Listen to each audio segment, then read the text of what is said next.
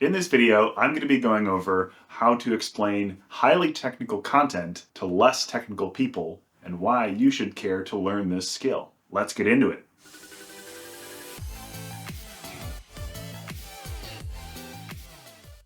Why should you care to explain highly technical content to less technical people? Well, if you haven't gotten out of school yet, when you get out into the working world, not everyone is going to have the same skills that you have. This is going to lead to situations, especially when you're dealing with management and project leads, that might not have the technical acumen that you have. This is going to present you challenges and frustrations if you can't figure out how to take a highly technical problem and explain it at an appropriate level so that your audience can digest it. Because if they can't digest it, they're just going to either regurgitate it or not even look at it. One of my strategies recently, which has worked very well, is effectively trying to take any highly complex situation or problem and trying to distill it into a very simple flowchart. Because if you can't distill this highly complicated process into a simple flowchart, do you really understand it that well? I know I interact with processes that have dozens of parts, and so you can take a subset of the process, and it really comes down to you almost feel like a distillery. I feel like a still most of the day at work, where you have a hard problem, and now I'm trying to take it and I'm trying to make it just one tiny concentrated drop, one drop that won't scorch your throat after you drink it.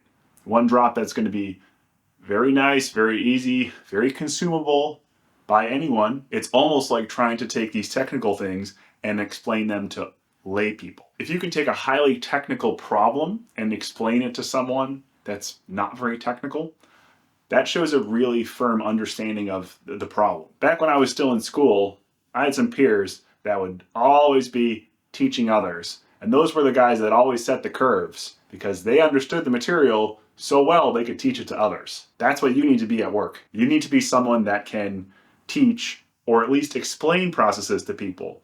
And this is something, again, where if you start having some emotional and social intelligence on top of being able to take your very technical content and distill it down to something that the audience can digest, now you're talking. This is where you're going to start seeing some massive dividends in your career, because having all three, the IQ, the EQ, and the SQ in one package, is a recipe for a rock star engineer. That's what I want for you.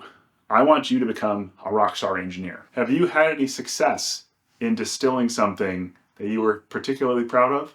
I would love a comment below. Please don't send anything proprietary or secret. The final thing I'll leave you with when it comes to distilling technical content is that you need to practice, practice, practice. Like anything when it comes to your IQ facet at your technical job, practice makes perfect. So just getting those reps in and taking lots and lots of different pieces of technical content and distilling down these pieces of really challenging information to something digestible for a lay person is going to get easier every time you do it. I know when I first started, I was the lay person, and I really wish that the people feeding me information had cared this much.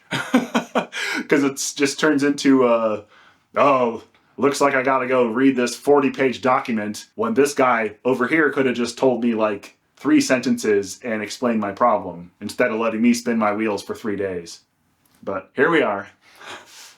If you now understand the importance of being able to take highly technical content and distilling it down for a less technical person, you should check out my other IQ videos in this playlist up here. Or if you're ready to start working on your emotional intelligence, or EQ, you can check that playlist out down here. Or you can keep getting all the results that you've been getting up to this point.